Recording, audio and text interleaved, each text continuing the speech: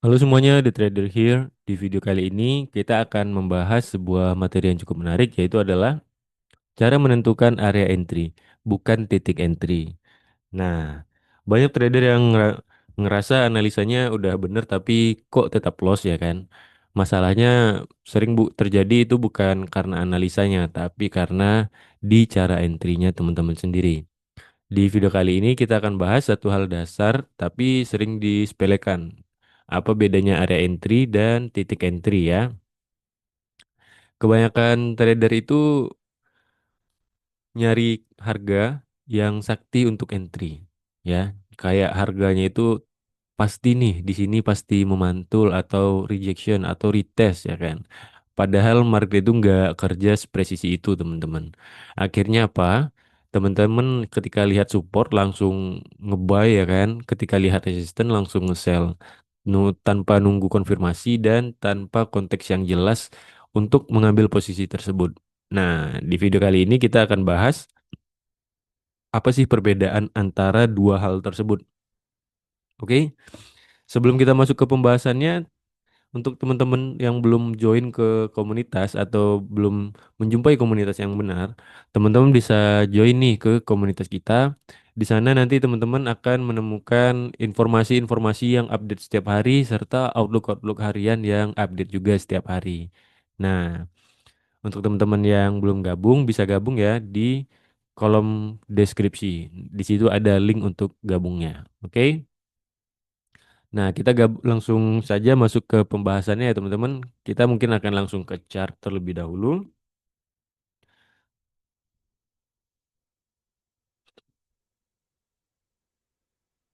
Nah, mungkin kita akan jelaskan ya, atau saya jelaskan dulu sedikit apa perbedaan area entry dan titik entry. Kita bahas satu-satu terlebih dahulu. Nah, kita bahas dari area entry terlebih dahulu ya. Area entry itu apa sih? Ya kan? Area entry itu adalah sebuah zona harga ya, bukan satu angka pasti.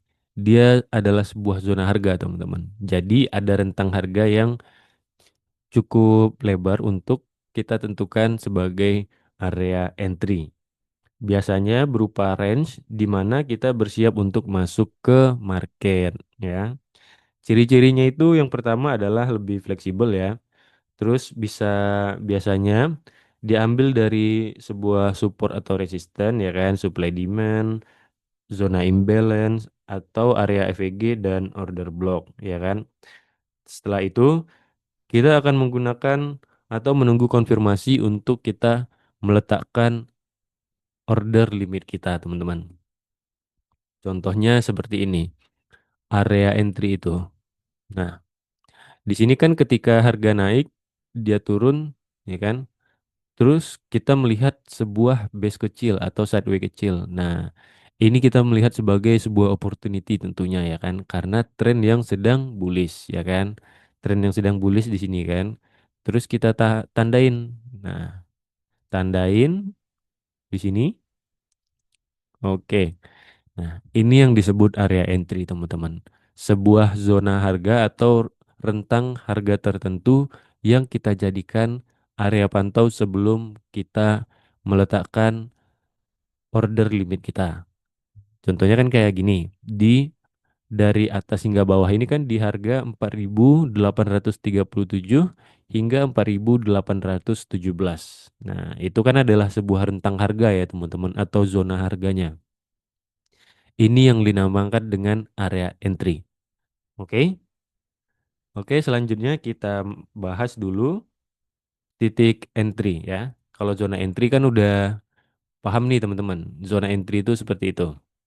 Nah, selanjutnya untuk titik entry itu adalah harga spesifik di mana teman-teman atau kita untuk meletakkan order limit kita agar nanti tereksekusi dengan baik ya teman-teman. Ciri-cirinya apa sih untuk titik entry ini? Titik entry ini yang pertama lebih presisi ya. Biasanya muncul setelah adanya konfirmasi. Sekali lagi teman-teman. Biasanya Titik entry ini kita ambil setelah adanya konfirmasi ya. Setelah ada konfirmasi, ingat di garis bawahi ya.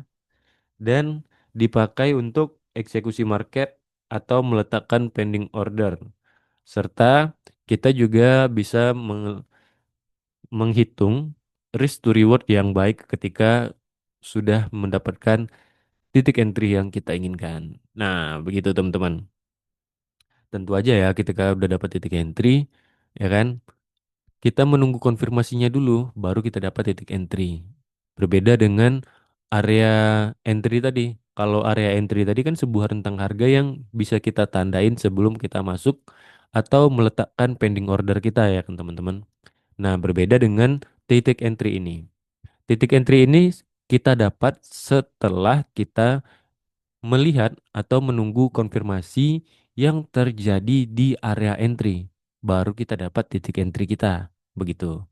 Setelah ya teman-teman, setelah. Ingat, kata kuncinya setelah mendapatkan konfirmasi agar kita tidak terburu-buru dan mendapatkan risk to reward yang cukup baik ketika entry. Oke? Contohnya seperti apa?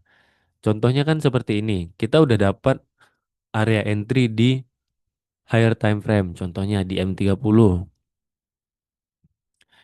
Tentu saja sebelum breakout ini terjadi, ini kan sebuah range harga yang hanya di situ-situ aja ya teman-teman, atau bisa dibilang sideway. Nah, kita tunggu di M15, kita turun di M15. Nah, oke masih ada, kita tunggu lagi ke M5. Nah, scroll lagi. Nah, ini kan teman-teman bisa lihat nih, di sini kita kan bisa melihat yang namanya chart pattern ataupun candlestick pattern. Itu menyesuaikan ya kan teman, menyesuaikan dari strateginya teman-teman sendiri. Entah itu metode apapun ya kan, breakout resistance support, chart pattern ataupun candlestick pattern. Itu konfirmasinya kan menyesuaikan dengan cara trading teman-teman sendiri atau metode trading teman-teman itu sendiri ya kan. Nah, kalau di sini kita kan bisa melihat nih dari harga yang udah terjadi ya. Dari harga yang udah terjadi, kita bisa menunggu. Kita bisa menunggu di mana sih area yang cukup baik selanjutnya untuk kita entry. Begitu teman-teman. Nah, tentu saja kita menunggu konfirmasinya ya kan. Kalau saya kan pakai yang namanya teknik breakout ya kan, breakout retest masuk. Begitu. Oke ya kan. Kita udah dapat nih dia ada breakout ya kan. Tentu saja ketika sudah terjadi breakout, kita tunggu retestnya teman-teman. Kemana sih daerah retest terdekat yang bisa kita ambil, ya kan? Di mana? Cari dari area ini, contohnya kan dari area ini dia udah breakout. Cari area yang memungkinkan atau banyak terjadi pemantulan. Contohnya di mana? Contohnya ada di sini.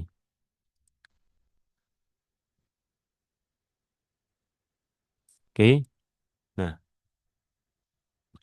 atau lebih bagusnya teman-teman bisa menarik Fibonacci ya. Tapi kalau di zona seperti ini, Fibonacci akan sedikit tidak berguna karena di sideway, di tren yang sideway, Fibonacci itu tidak ini ya, tidak terlalu tinggi probabilitasnya. Tapi kalau ketika tren sedang bagus-bagusnya itu pakai Fibonacci oke banget teman-teman.